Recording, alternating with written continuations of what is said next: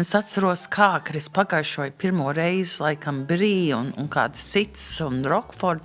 Es biju laimīga. Un no tā brīža man vienkārši vienmēr vajag pagaršot kaut ko jaunu. Es ļoti apsveicu visus mūsu pavārus. Es esmu ļoti lepna par mūsu restorānu kultūru.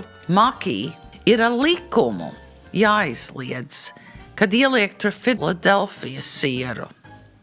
Šis ir podcasts Pie galda, un es esmu žurnāla Pie galda redaktore Zane. Lai mūsu dzīve būtu garšīgāka, šajās epizodēs es runāju ar cilvēkiem, kurus vieno ēdiens.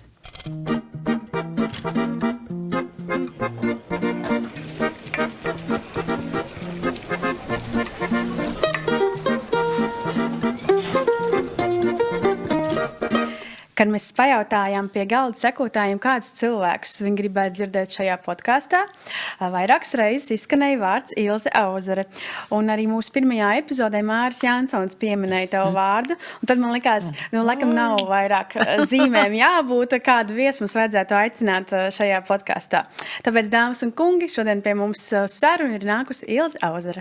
Labdien, man Sveiki, prieks. Ilze. Ilze, es jūs atceros kā Rīmī Gārdēdi, es atceros kā cilvēku, kas ļoti piekopja ģimenes tradīcijas un kulinārās tradīcijas par svētku svinēšanu. Atceros, jums iznāca grāmata Dzīves garša, no kuras, ap citu, joprojām cepu cepumus. Tajā chocolate cookies, jā. Tie ir ļoti labi. Un es tā domāju, kā īstenībā ir jūs tas dzīves ceļš aizvedis līdz kulinārijai, ja jūsu nodarbošanās nepavisam nav bijis saistīta ar to, jūs neesat ne pavāri, ne kas cits, jūs dzīve bija saistīta ar finansēm. Jā. Un tad man interesē sākumā, kā vispār tie dzīves līkloči aizved jūs līdz ēdienam. Interesanti, taisnība, šodien es lasīju lekciju jauniešiem vienā vidusskolā un tur arī prasīju to pašu jautājumu, kā tas ir. 41 gadu es biju banķieru un finansists. Es Latvijā esmu tas cilvēks, kas ievies bankomāts un debitkartes, pēc kurām dzīve nav iedomājama. Šodien vairs nevaram iedomāties, kā tas ir bez tā visa. Un tas jau ir 31 gads ir pagājis, kopš es to ieviesu ar savu komandu. Bet es Amerikā biju Senior Vice President Bank of America, es biju viceprezidents Citibank un vēl citās bankās. Senior Vice President, un bija arī pašai savu firmu, bet vienalga kurā, un pēc tam, protams, Latvijā, es biju banķieri ļoti daudz gadus līdz 2008. Vienmēr man gatavošana un ēdiens ir bijis vienkārši tāda daļa no manis, kopš es biju maza meitiņa. Un kopš es biju maza meitiņa, man gribējās visu laiku pagaršot kaut ko citādu. Un man mamma bija gormanda arī, un mans tēvs, un es atceros, ka viņi nopirka franču sierus. Man liekas, viņa bija pirmā latvieta, kas ēda avokādo. Vispārīgi cilvēki tad neēda avokādo. Bet es atceros, kad es pagājušoju pirmo reizi, laikam, Brī un kāds cits un Rockford. Es biju laimīga. Un no tā brīža man vienkārši vienmēr vajag pagaršot kaut ko jaunu. Es atceros, ka pirmo reizi, tāpēc es gribēju arī tās austeres šeit, es atceros, ka pirmo reizi es ēdu lobsteru. Un pirmo reizi, kad es ēdu austeres, un tad es biju ap 12 gadus veca, un es sapratu, šī ir daļa no manas dzīves.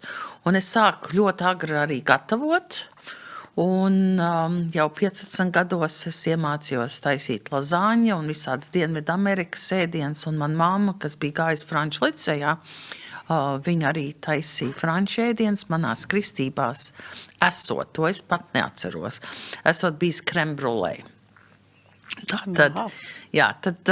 Un galvenais uzaugot Ņujorkā, kas ir pasaules tāda meka ēdienas ziņā un kultūras ziņā. Tāpēc man vecāki izvēlējās dzīvot Ņujorkā, ja palikt pēc tam, kad daudz brauc pa citām vietām, bet viņi gribēja to Ņujorkas kultūru, un ar Ņujorkas kultūru un to kad ir tik daudz dažādu cilvēku no dažādām valstīm, tad ļoti agri tu iemācies ķīnieši, japāņi, irbulīši, es lietoju jau 15, 16 gadu vecumā.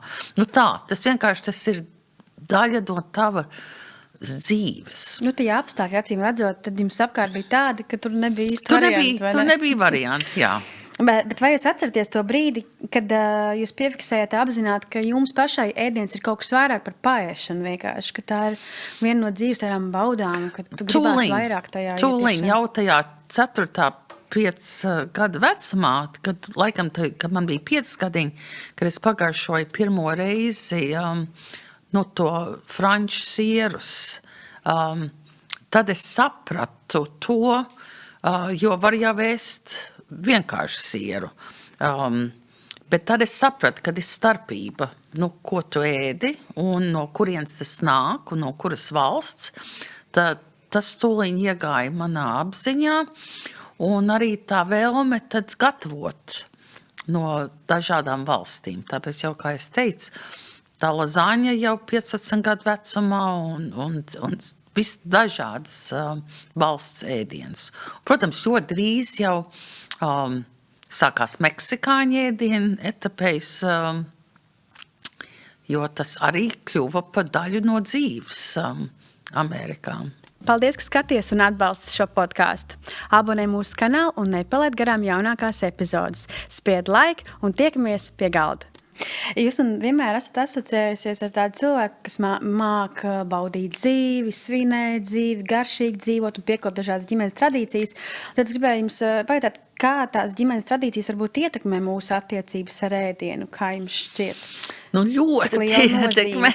Tas ir tā kā, iedomājieties, nevārīt galertu uz Ziemassvētkiem jeb Lieldienām. Tad tu vienkārši saproti, ka tu esi kļuvis pa 1-0 un ko man mamma tur no meža kapiem teiks, un mans tēvs, kas ir izkaisīts tur pie apšciem pelnu. Ko viņi teiks? Ilze, saņemies, tev taču jāvāra galerts ir. Jātais paskavd, ir jādara lietas, kas ir jādara.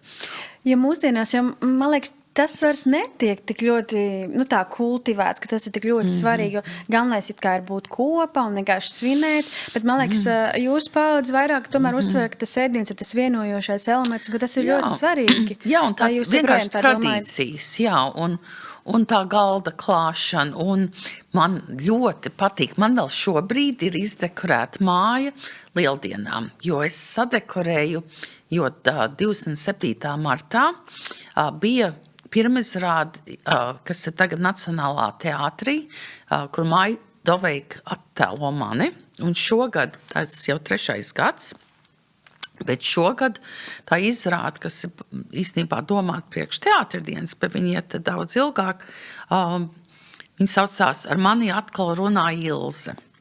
Un pirms pirmizrādes, tā kā es zināju, ka tur būs after party teātrī, tad es taisīju before party. Yeah. Un man atnāca kādi 50, 60 draugi, kas gāja uz izrādi, un es, protams, biju klāju uz galda. Pie jums mājās? Jā. Nē, man tas ir ļoti tradicionāli. Man ļoti patīk taisīt balles. Ikdienas ēdienas tā ir viena lieta, bet man vajag. Un tās ir vienmēr New York stila kokteila partijas.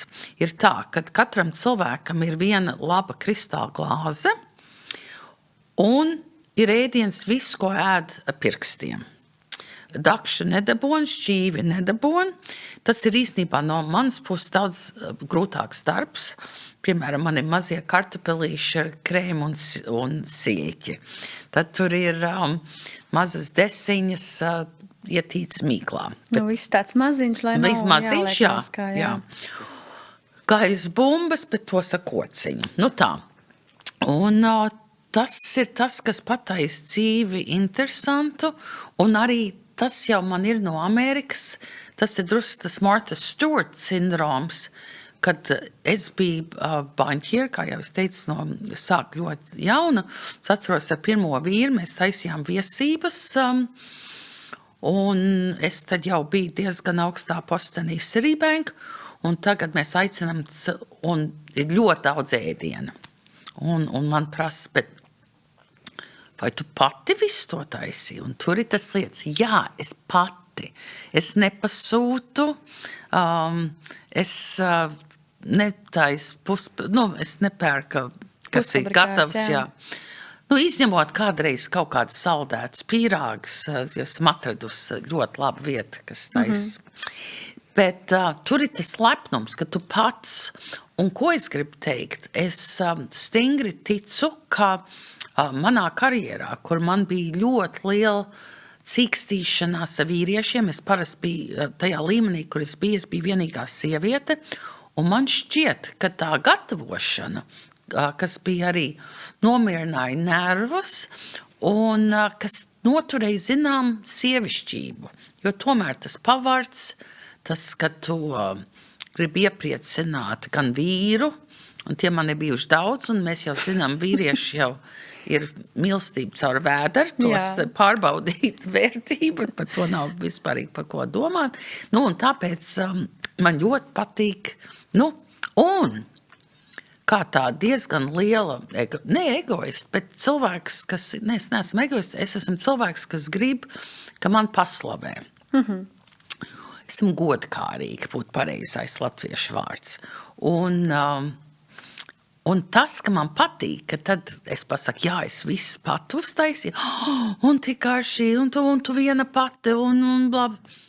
Un tad esam laimīgi. Viens no tiem iemesliem, droši vien, kāpēc cilvēki teica un brīnījās par to, vai tiešām jūs gatavojat to visu, tas stereotips, ka cilvēkam liekas, ka tas ir uzreiz sarežģīti. Kā jums šķiet, vai labs ēdiens ir grūti pagatavojams, vai tur nav nozīme tai sarežģītības pakāpē? Nē, es, protams, esmu atstrādājis ļoti daudz receptes, kas ir ātras, gan priekš pāris cilvēkiem, gan priekš tiem 50-60, kas man bieži ir. Un mani pa tiem gadiem ir atstrādāts. Ja man agrāk, pirms 50 gadiem, man zināms lietas gāja lēnāk, un es varbūt uztraucos.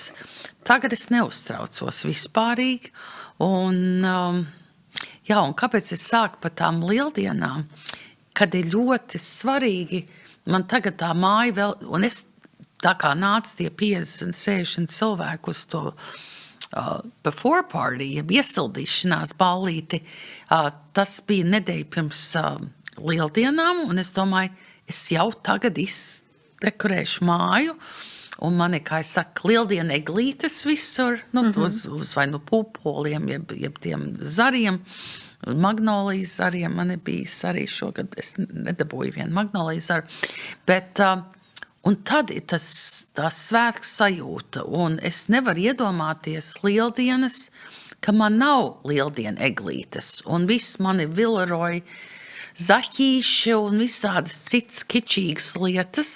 Un, protams, var skatīties uz manu māju un teikt, tā gan nav pieaugusi. Bet es atceros, ka mana mazmeitiņa, ka vēl bija maziņa, viņa teica, un tad, ka būs lieldienas, tad no tās lādes nāks ārā visi tie zaķīši. Viņi zināja, ka tie pārējo gadu dzīvo tur vienā atvilktnē, bet tad, kad būs lieldienas, viņi nāks ārā. Un es domāju, tas ir ļoti svarīgi bērniem arī atcerēties un piedalīties, pušķot māju ne tikai Ziemassvētkos, bet arī citos, gan Jāņos, gan, par vienmēr izdomāt, lai pataisītu dzīvi skaistāku, dekorēt. Svētki, man liekas, jau mums netrūkst. Vienmēr var atrast iemeslu svinēt, vai ne? Un nekautrēties, kad kaut kas ir varbūt drusku kičīgs. Kāpēc ne? Lai noturētu arī, man liekas, tas vispārīgi viena no manas dzīves atslēgām ir noturēt to bērnu sevī. Neļauj tam Peter Panam pieaugt. Jā. Lai viņam ir tomēr vienmēr jālido iekšā pa logu. Ļoti labi pateikts šis ir. Jūs esat ļoti daudz bijusi ārpus Latvijas un pabijusi arī dažādos restorānos un redzējusi to kulināro attīstību.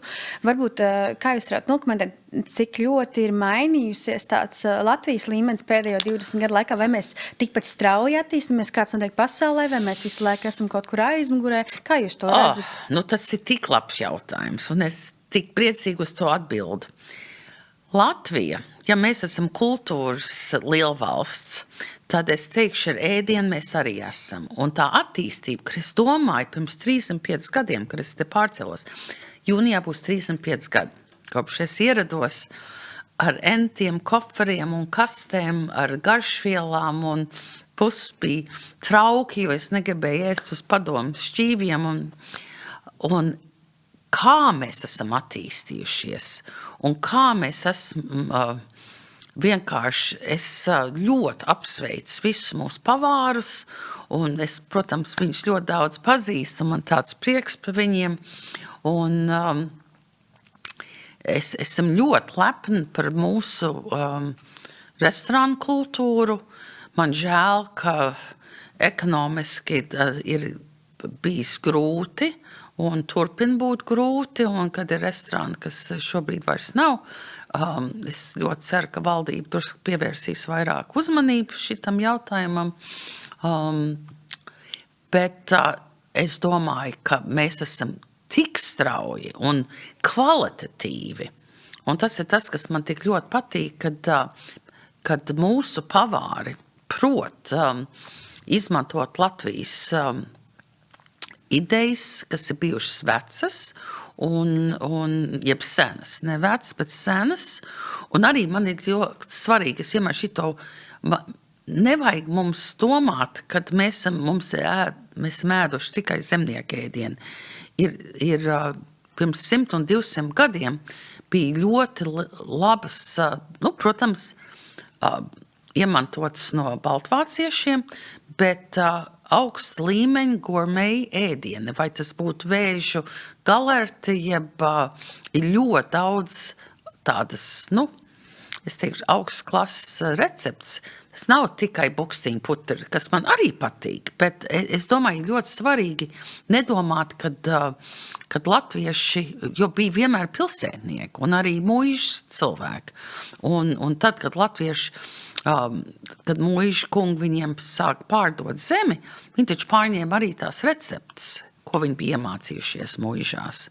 Un nevajag mūs likt pa zemu. Mēs tā kā tādi pieticīgi, Jā, vai ne? Nevajag būt pieticīgiem, jo es uzskatu, ka ir ļoti laba ēdienu vēsture Latvijā. Piemēram, šitie spārģeļi. Es atceros, kā man mamma, kas uzauga Rīgā un Jūrmalā.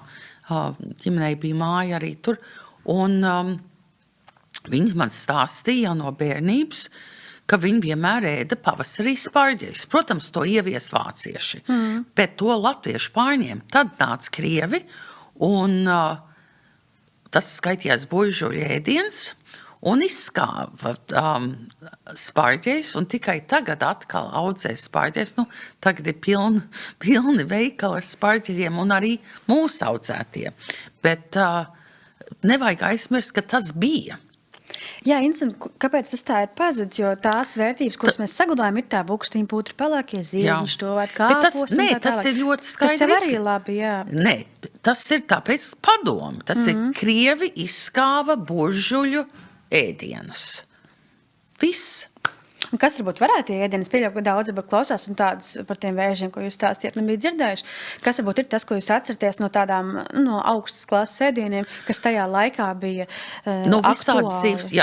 Visādi zivs ēdieni, tādi īstu citronu un sviestu mērcē zivis. Ļoti vienkārši, bet tāds, kas ir franču virtuve.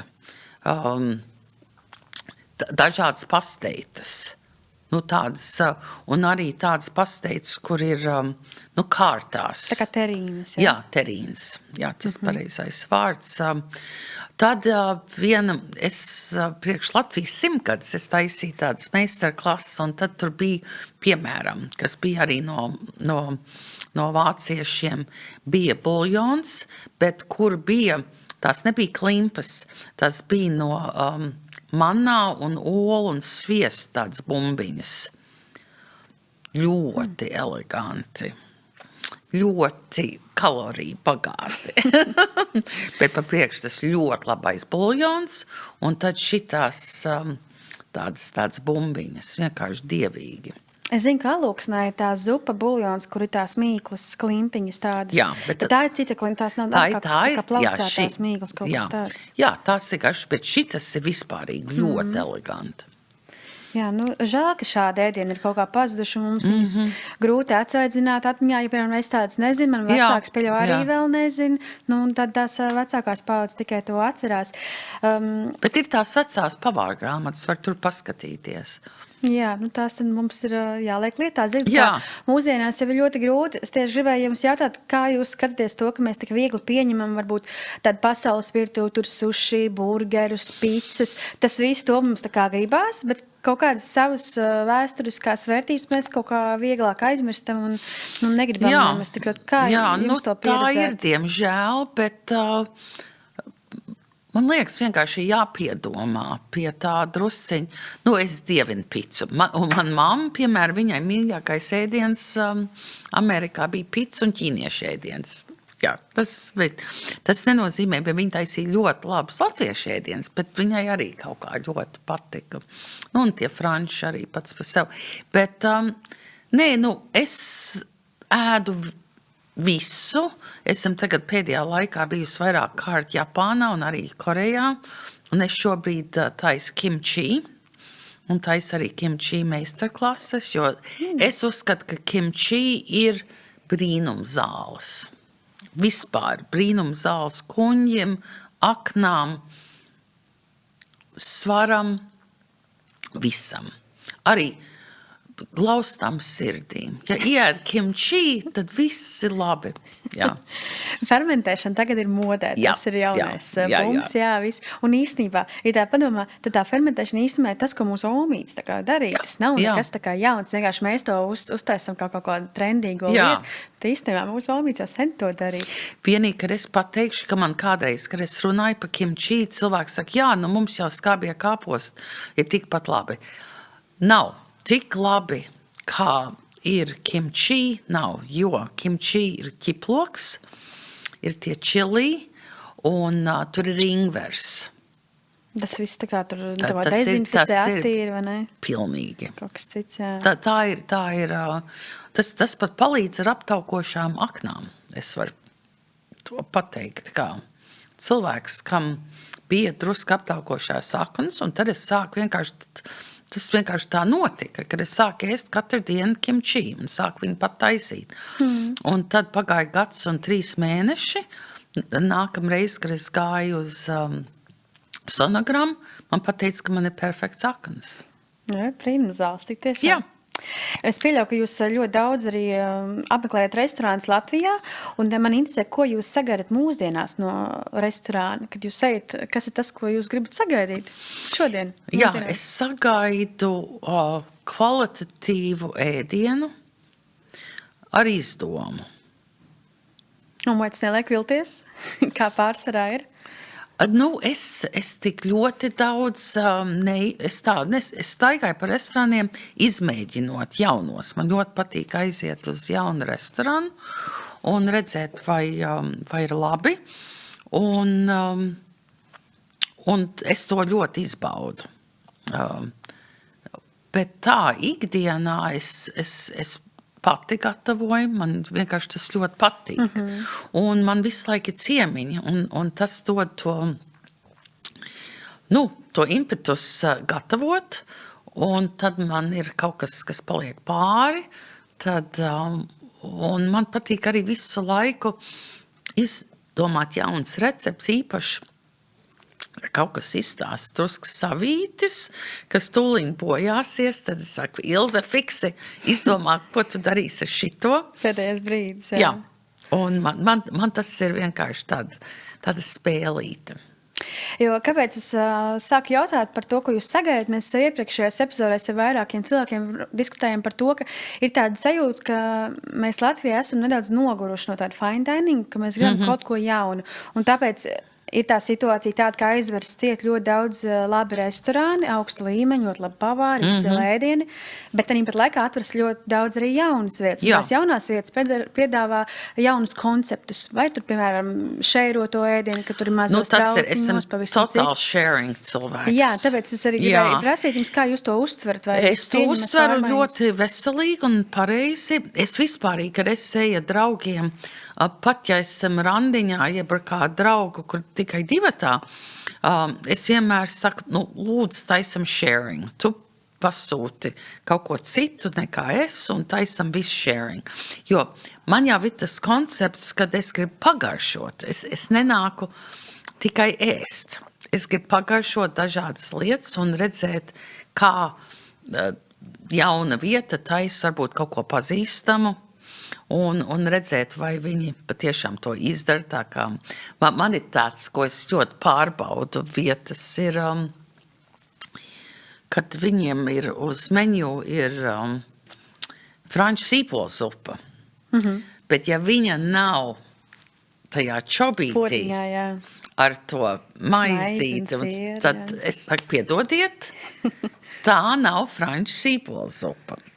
Jūs varat viņus saukt kaut kā citādi, bet tāpat vienā diezgan pazīstamā restorānā es tagad pasūtu sevīšī, un mēs visi zinām, kādam ir jābūt sevīšī, un tur man pasniedz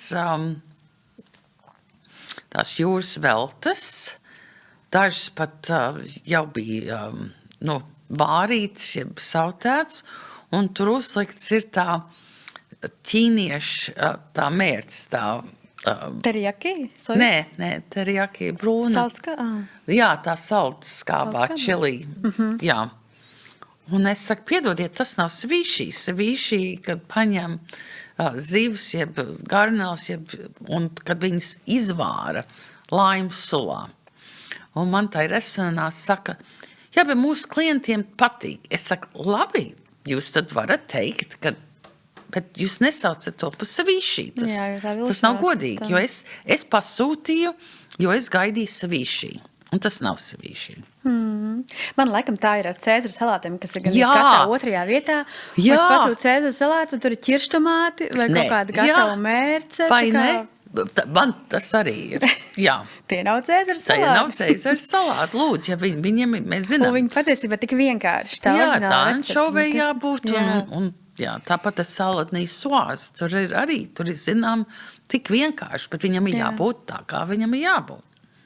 Mēs ar Māri Jansonu arī par to diskutējam. Es gribētu zināt arī jūsu viedokli par tiem pašiem cēzara salātiem. Un ir ļoti daudz restorānu, kuros ir šie cēzara salāti, ir šokolādes fondants un tādi ēdieni, kas ir vienmēr visur ir. Un tad, cik es saprotu, tā ir tāda biznesa domāšana, jo cilvēki ir konservatīvi un tur ir tā kā garants, ka to pasūtīs un tad tur var nopelnīt. Jā. Kā jūs skatieties šādām vietām? Tas ir tā kā mīnusiņš uzreiz tam restorānam, vai jums patīk, ka tur ir tādas klasiskas vērtības? Ir tā, kad es ļoti reti to pasūtu, jo es patiešām gribu sameklēt kaut ko interesantu jaunu, un daļai es arī negribu vilties, jo man ir bailes, ka nebūs cēzara salāti tāda, kā es uzskatu, kā viņiem ir jābūt. Un, jā, tas, man tas ir mazs mīnus vienā restorānā, ka viņiem ir kārtējie cēzara salāti. Ar izvēli, vai no ar vistas skaļu, jeb ar garnelu. Un vēl bekonu, vēl ir variants amerikāniskais. Labi, savukārt par Michelin restorānu es pieļauju, ka esat bijis gan Latvijā, gan arī ārpus Latvijas. Kā varat salīdzināt to līmeni? Mēs esam tā kā pielīdzinām tam, kas ir piedzīvots ārpus Latvijas robežām? Pirmkārt, mums jādala Michelin Star zvaigznes no Michelin Guide. Jā, es par zvaigznēm vairāk. Jā, par zvaigznēm.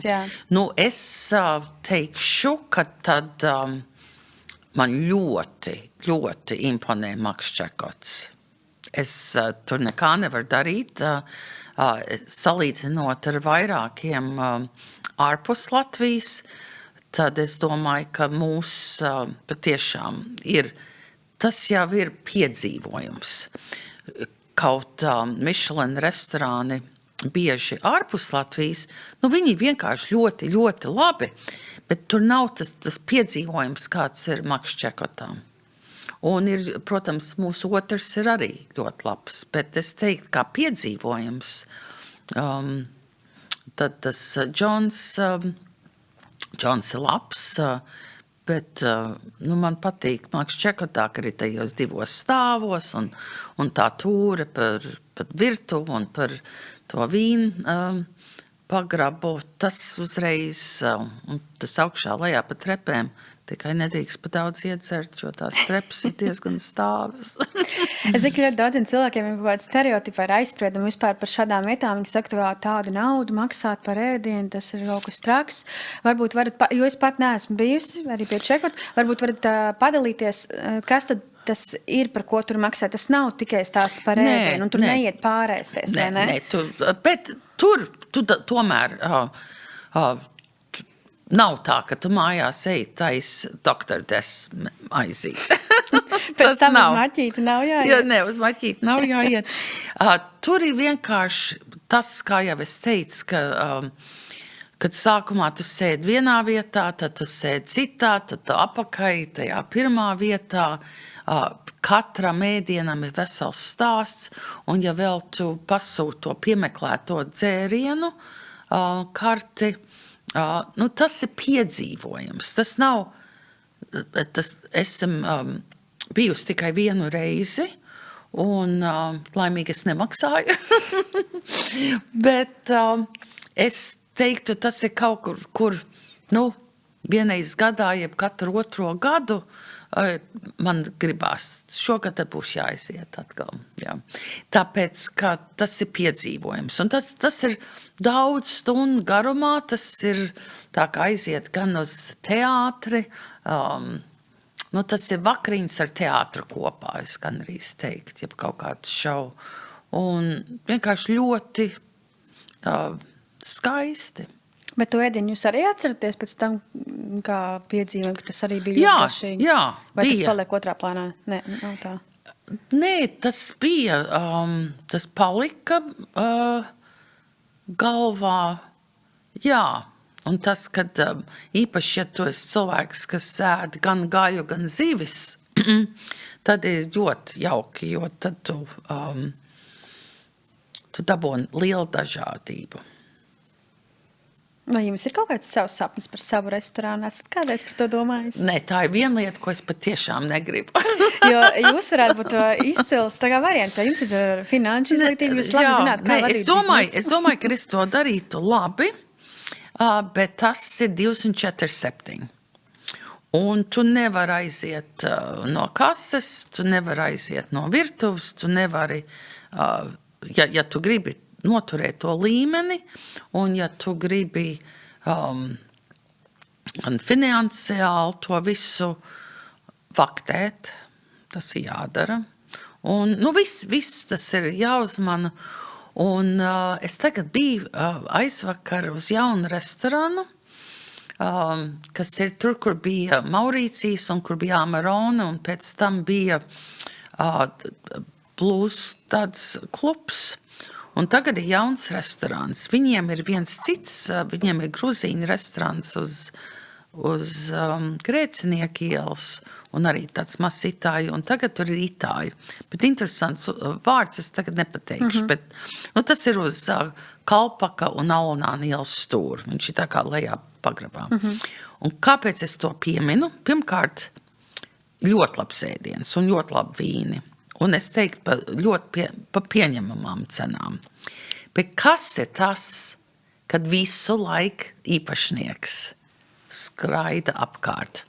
Kungs manos gados runā latviski, viņam ir arī gruzīņu asins, viņš runā arī krieviski, viņš ir dzīvojis arī Itālijā, tātad es pieņemu, ka viņš arī runā itāliks, jā. Un, bet tas, ka tu viņu redzi, un vieta diezgan liela, tur ir daudz istabas, un viņš visu laiku tā kā bitī tur skrien apkārt, un man tas tik ļoti patika. Es sapratu, ka te viss ir kārtībā. Es ļoti ceru, kad viņš ir jauns restorāns, kad viņš pēc kāda brīža neizdomās, kad viņam nav jābūt uz vietas, jo es domāju, un tas man uzreiz palika tik labi, ka es redzēju, kā viņš tur skraida apkārt, un es ar viņu parunājos, un Nu, jā, tā laikam tāda ilūzija cilvēkiem, ja tu vari uztaisīt savu restorānu un pats darīt citas lietas un nebūt tur uz, nebūt klātienē, tas nestrādās. Jā. Bet jums ar tādu finanšu zināšanu pieredzi varbūt ir kaut kāds secinājums par to, kāpēc varbūt tik daudz restorānu aizveras cietumu, vai ir kaut kāds iemesls tām, nu, vairāk skatoties no tādas biznesa puses, vai jūs redzat kaut kādus tur tā caurums? ir tā nodokļu problēma. Jā, vajadzētu samazināt, jā? Uz ēdināšanu obligāti. Es domāju, ka ir, un arī vispārīgi, jo restorāni ir tomēr mazais bizness, un es uzskatu, ka tur ir jābūt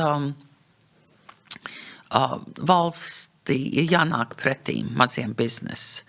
Tai vietā piedod nodokļu parāds tādām lielām vietām, ko mēs zinām, par ko mēs runājam, sushi vieta, kas ir entās reizes bijis parādā, tos neklapē ciet, bet tai vietā terorizē mazos restorānus un mazos biznesus un nedod iespējas mazam biznesam. Es domāju, tas ir tā milzīga kļūda, jo neviena valsts nevar augt bez tā vidusslāņa, bez mazā biznesa, mazā un vidējā biznesa. Bet runājot tā, es zinu, kad vēl viena problēma ir tā, ka sākumā grib pa daudz iegulda remontā. Ja remontē telpas, nu tad tik būs unā. Un iegulda pa daudz iekš tā, arī neizkalkulē porciju izmaksas diezgan un neskatās, kurās sastāvdaļās no menu var pelnīt un kurās varbūt nevar pelnīt, bet to līdzsvaru. Jā, bet tas vizuālais noformējums vietām, es domāju, spēlē tik lielu lomu arī tāpēc, ka, ja mēs paskatāmies ārzemēs, tur tas noformējums interjeras, tādās vidusmēra vietās vispār ir nekāds. Tu vari sēdēt pie plasmas galdiem ar vaskadrām, ja? Bet Latvijā tā konkurence savā starpā ir tik sīva, ka tur cīnās par katru to apmeklētāju, līdz ar to tev ir jābūt skaistam galdam, skaistiem traukiem, un tas tās, kādā veidā mēģina pievilināt tos cilvēkus. Jā, bet tas ilgtermiņā tas nestrādā. Un ja tu nevari, ja tu ieguldi pārāk daudz, ir arī veidi, kā neizdot tik daudz par remontu. Dot to ilūziju, bet neizdot par daudz. Es vienkārši es zinu par restorāniem, kur ieguldīja par daudz, un tas neatmaksājās. Un tad viņi, protams, aizslēdz. Jo vispār, liekas, tur taču tik milzīgs naudas tiek ieguldīts, un kā vispār tas var atmaksāties, ja ēdiens tur maksā, nezinu, kopā rēķins no viena cilvēka, tur 20-30 eiro, maksimums 50, citur cilvēkiem dienā jāatnāk, lai vispār pa gadiem to var atpelnīt, vēl jau ir ikdienā algas visiem. Jā. Un tur arī tas atalgojums nav tas lielākais, tiem pavāriem, trauku mazgātājiem, visiem viesmīļiem. Un tas arī ir tāds melnais sarums, vai vispār ir iespējams šajā biznesā būt godīgam. Tas arī tāds diskutabs jautājums. Vai tu vispār vari pelnīt godīgi? Mūsu tajā situācijā. Spēj jau neviens no pavāriem man negribēs godīgi atzīt. Mēs šeit varam tikai spekulēt, ka mēs neesam tajā jomā iekšā iesaistīts tik ļoti. Tā tas ir. Bet man liekas, ka nevar. Ka tas nav iespējams vienkārši. Tu nevar izdzīvot tajā visā ilgtermiņā. Varbūt kādu brīdi, tad to iztais ciet. Uztais jaunu vietu. Man liekas, tā daudz arī dara. Jā. Vai ne? Kas ir varbūt tās jūsu iecienītās vietas, kur jūs labprāt teikt, kad jums gribas baudīt ēdienu ārpus mājas? Mēs tā bezmaksas reklāmu uztaisīsim. Tādā veidā varbūt atbalstīsim šīs vietas. Tas varbūt tas, ko mēs varam darīt. Man ir Kaļķu vārti savā jaunā vietā. Man ir tāda favorīta vieta, īpaši vasarā, ka var sēdēt tajā iekšpagalmā. Un tad tu jūties, ka tu esi vai no senā Rīgā vai Romā, jeb tur ir tāda atmosfēra un ļoti labs ēdiens, patiešām. man patīk māsas, jo tur ir tas sharings, kas man ļoti patīk. Es pat biju pirmo reizi uz to Yolk House, kas ir tajā vietā, kur bija gruzīņu restorāns, bet tas, diemžēl, vairs nav, bet tai vietā nāk šitas Yolk House, un tur arī viņam interjeras tagad ir tāds ļoti demokrātisks un ļoti labs ēdiens. Es tikai esmu bijusi vienu reizi. Cilvēki domā, ka tas ir vairāk tāda brokastu vieta, bet nē, es biju uz vakariņām, un man tur ļoti, ļoti patika.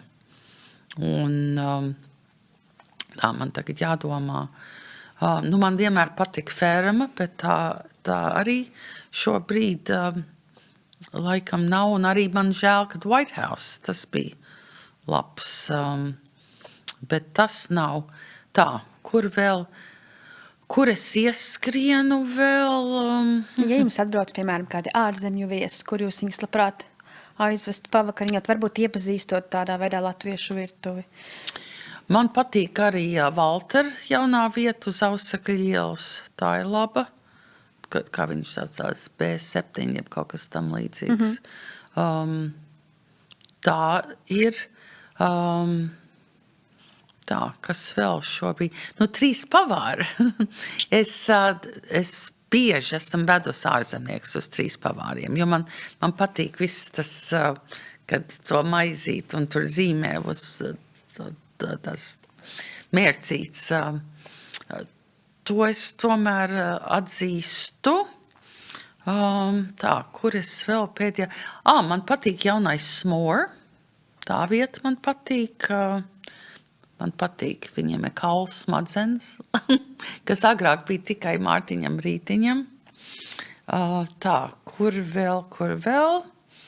Kur es tā... Man uzreiz tagad... Ir arī tā kā zivslete man patīk. Tā ir ļoti demokrātiska vieta, bet ļoti garšīga. Un par tādiem garšīgākajiem, neaizmirstamākajiem ēdieniem runājot, kas varētu būt kaut kas tāds, ko jūs esat ēdus kaut kur ārpus Latvijas, un tas ir jums bijis tik ļoti iespējami bagāts ēdiens, ka nevarat aizmirst, ka jums kaut kā ļoti iespējas atmiņā šī pieredze? Es teiktu Japānā. Japānā to tad arī druski jāizskaidro, kā tas ir. Japānā, ja tu ej uz sushi vietu, tā nav tā kā pie mums sushi vieta.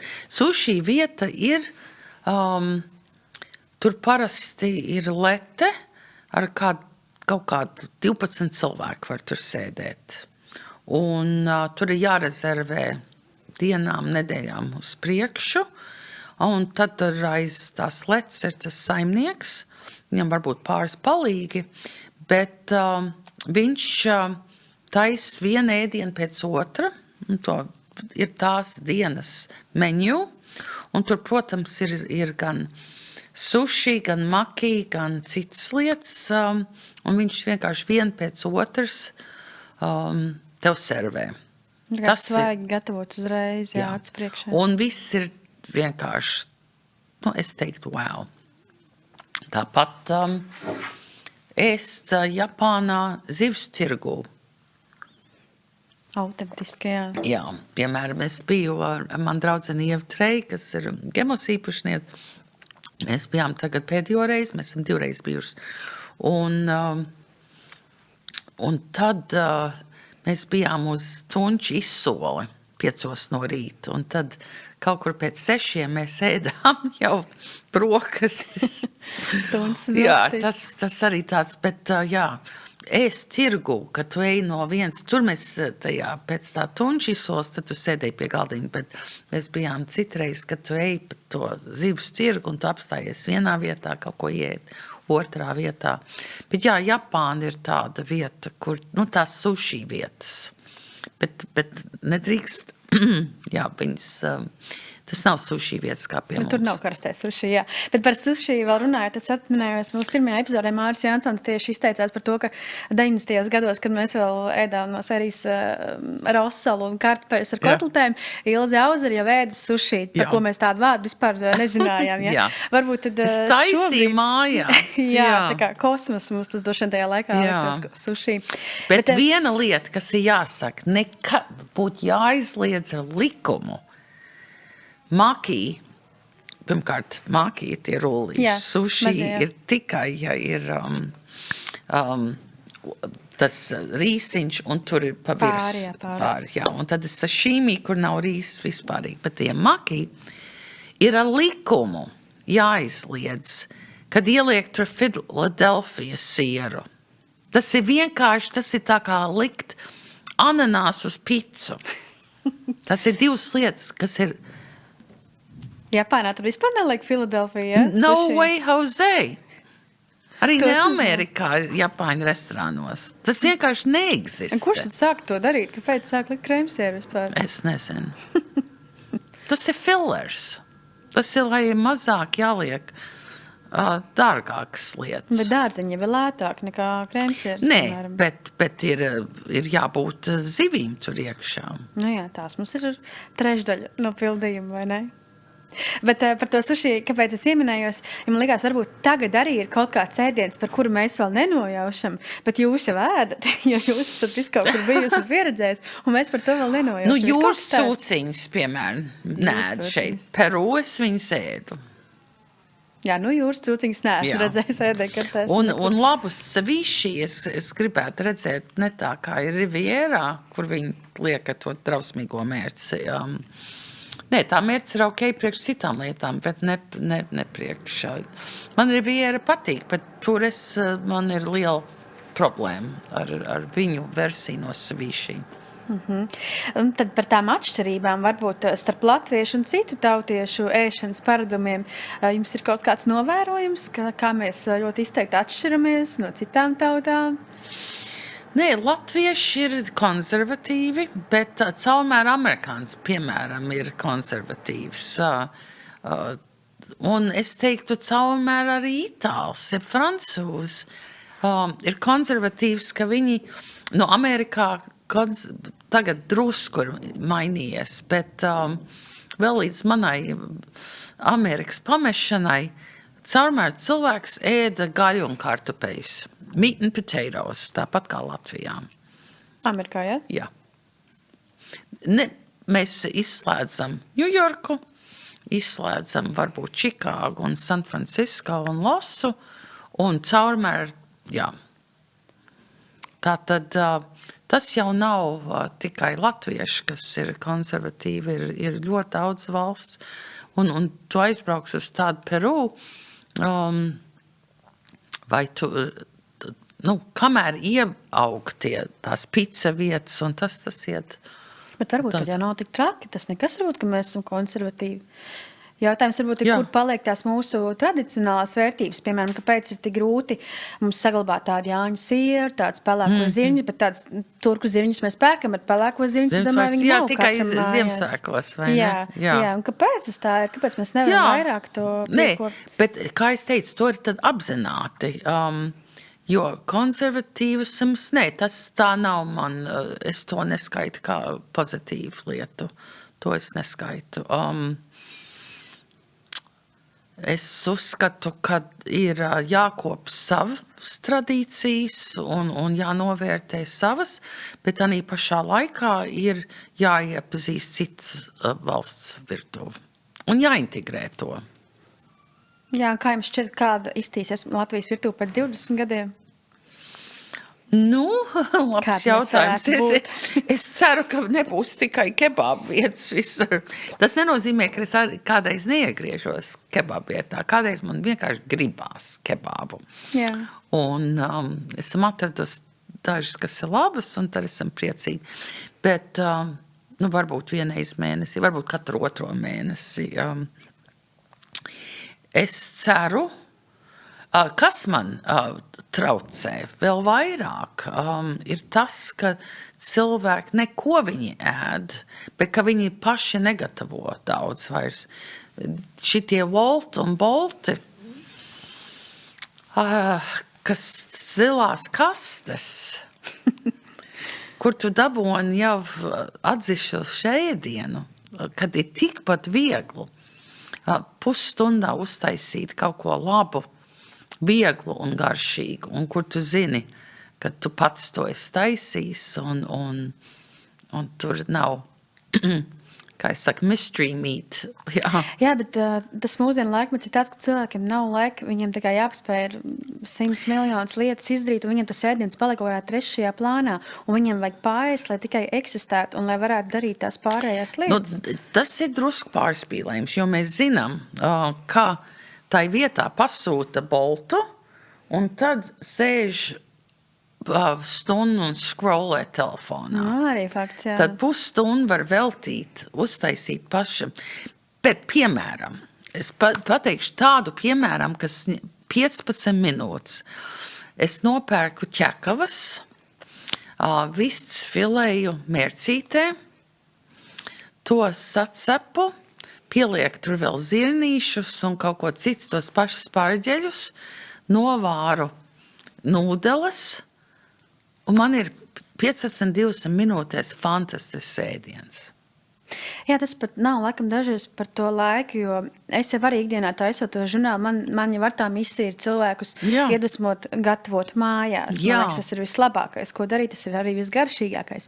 Bet bieži vien cilvēki tā kā attaisnojas to, ka viņam nav laika un viņam nav tās izdomas, viņi atur to ledus, ka viņi neredz, ko no tā visa var uztaisīt, un tāpēc ātrāk ir vienkārši pasūtīt, paēst un visu un dzīvot tālāk. Un tas ir arī dārgi.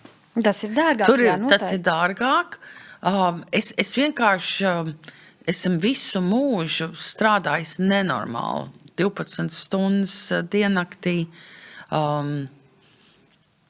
bet vēl viena lieta, kas agrāk latvieši tā darīja, to darīja arī es Amerikā, tu uztaisi kaut kādu ēdienu, vai tas ir svētdienā, jebkad, uztaisi vairākas ēdienas, ko tu tad vari iebāzt mikrovīnu krāsnī un sasildīt, ja būs plīti sasildīt, jeb krāsnī, vienalga kā. Velti tad pāris stundas, lai tad tu vari ēst labu ēdienu visu nedēļu. Es tā aizdomājos par to, varbūt mēs esam vienkārši viegli ietekmējami. Jo es atceros bērnībā, vienā brīdī parādījās pusfabrikāti ienāca. Es vienlaiks to pašu laiku McDonald's parādījās. Bija tās kartupeļu biezputriņas, kuras aplēja ar ūdeni, bija kartupeļu bieziņas, kaut kāda fish fingers tur, un es nezinu, kas vēl tur kaldētās kartupeļu pankūkas. Viss kaut kāda tāda, kas nebija kečups, viss kaut kas tāds. Un tajā laikā, man liekas, tas likās kaut kas, kaut kas ritīgi krūts un stilīgs, vai ne? Bet tagad, mūsdienās mēs jau saprotam, tas vispār nebija tā kā labs ēdiens, un to nevajadzēja vispār ēst. Bet kaut kā mums likās tas, kas ienāk no ārzemēm pie mums, tas uzreiz ir kaut kas vērtīgāks. Jā, es atceros, kad es redzēju Matīs tirgu 92. gadā aputējuši kastes, riktīgi aputējuši melnas ar jogurtiņiem, kas bija ieradušies no Vācijas, un cilvēki pirka uz nebēdu un maksāja milzīgu naudu. Tiem bija termiņš kaut kādi 3 gadi. Ak, Dievs! Un es skatījos, domāju, ne mūžam es kaut ko tādu neēstu. Bet tas droši vien tāpēc, ka nekas nav bijis. Jā, un tas likās kruti. Kā tu saki, likās kruti. Es vēl līdz šai baltai dienai atzīstu kečapu. Tas ir umami garša. Mēs visi zinām, ka tomāts ir umami, un labi, var pirkt Heinz, ja var pirkt mūsu spilvs, ja pats uztaisīt, vienalga, bet to es atzīstu, jo es pielieku pie visādām lietām. Tas ir tāpat kā sineps. Sineps ir bāze, mārotki, tādas lietas, ko es nemūžam neizmestu to no manas pirtuvs. Jā, tad droši vien jāatrod tas balans, vai ne? Jā. Tagad mūsdienās atkal ienāk varbūt tie visādi pasaules ēdieni, mēs viņus pieņemam, mēs Jā. arī viņus izmēģinam, bet tomēr atstājam arī tās savas pārbaudītās vērtības. Jā. Bet man, piemēram, ir sojamērts. Es sojamērts lieku klāt pie... Man mīļākā salāta mērce ir aveņu ievārījums, soja, balzamiko un vai nu valrieksteļa, jeb lazdzarieksteļa, un tā ir man mīļākā salāta mērce. Izklausās ļoti labi, šo es pamēģināšu. Jā. Ļoti garšīgi Viņi izklausās. patiešām garšīgi. Tur arī tas umami salds, Tur sāls, salds, kāps, jā. vai ne?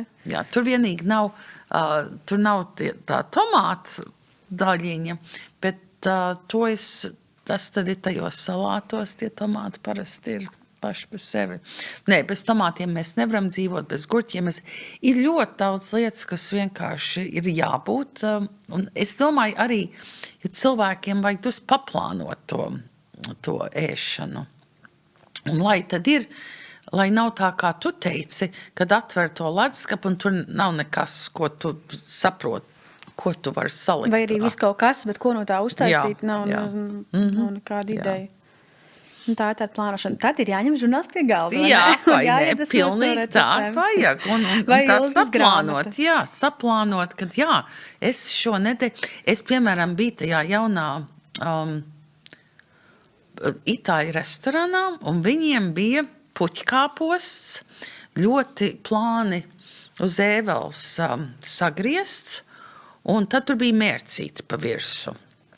Un mērcīti ir no rīvēta siera, un kas vēl tur saldais krējums, drusku gandrīz vārīts, un tur drusku garšvielas, un tad vēl trifelēļa. Kaut kas tik dievīgs un tik viegli pašam uztaisīt. Jā, Un tu ēd to, tas ir svaigs puķkāposts.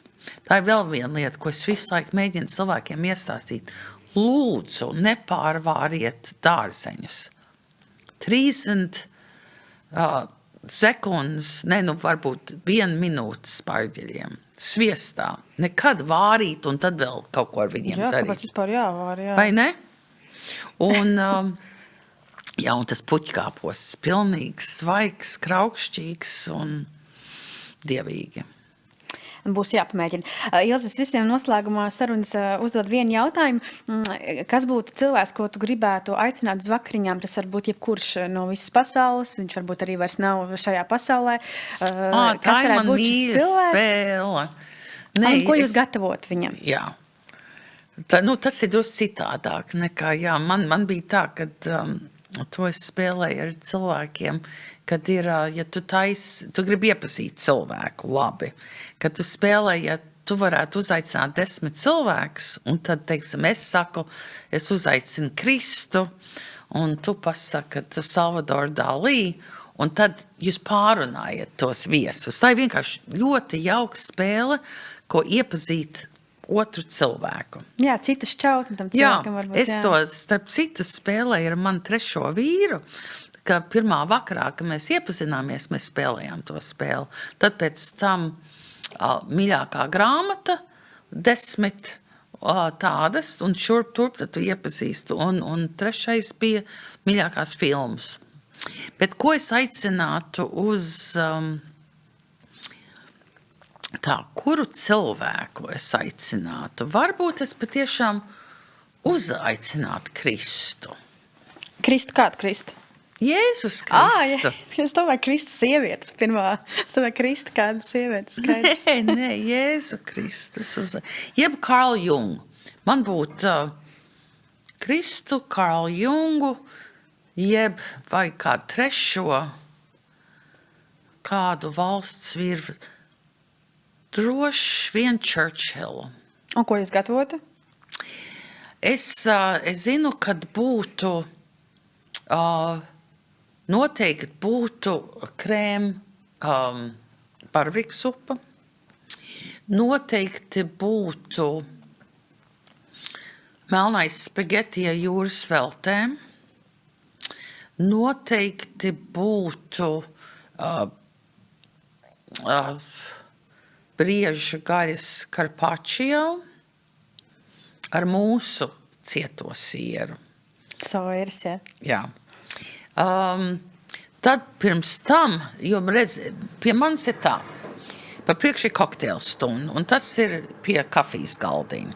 Tad tur ir jābūt kādām 5 uzkodām. Viena būtu, protams, tās sīkītos, tās kartupelīši. Tad tur būtu pildīts sēnes, pildīts ar dzintaru sieru, krāsnī cepts. Tad tur būtu īstie ikri un būtu čija ikri. Un tad es vienmēr man patīk spēlēt to, pasaka, kurš tev labāk garšo. Jā. Un tad es domāju vēl, tad es izdomātu, ko vēl. Tad mēs sāktu ar to krēmu zupu, ar baravikām. Tad būtu salāti. Atkarībā no sezonas, ja tas ir tā kā ziemā, tad tur būtu bumbieris un rokfords siers un rieksti, pekāni rieksti droši vien. Tad nāktu tas melnais spageti ar jūras veltēm. Jeb varbūt pīle. Man ļoti patīk taisīt pīli. Es viņu veselu pīli ar āboliem un apelsīniem, tādā franču gaumē, Canard à l'orange. Saldā droši vien, jo tad esam jau drusku nogurus. Man patīk, ka es pērku tos bezēju pamatnītes un saputoju putkrēmu ar dusmarskaponu un lieku ogas, svaigas ogas. Sezonāls, jā. Jā, tas būtu mans meņu. Man ir arī otrs meņu. Tas ir, ja man tagad liek elektriskā krēslā. Mana pēdējā maltīte. Ko es gribu? Labi, klausamies visi. Tur būtu austeres. Jā, tur būtu lobsters. Tie 2 būtu obligāti. Droši vien arī lielopu tartārs. Tad tur būtu krembrolē. Jā, vēl, tie būtu no manas pēdējās maltītes. Cik interesanti, jūs ir daudz ēdienas nosaucāt, jo parasti visi pasaka vienu ēdienu, tad izklausās, ka nevis jums paveiktos ar šo cilvēku vai cilvēkiem būties vakariņās, bet tiem viesiem paveiktos būt ar jums. Jā. Vai šāds ēdienkarts, jā, tā kā es novēlu visiem piedzīvot. Kā iedomājas, ka ko es vienu ēdienu, tas būtu nožēlojami. Garlaicīgi, jā. Nē. Ja man nāk Kristus vai Karls Jungs vai Churchills, tad viņi to pelnījuši, vai ne? Viņi to pelnījuši.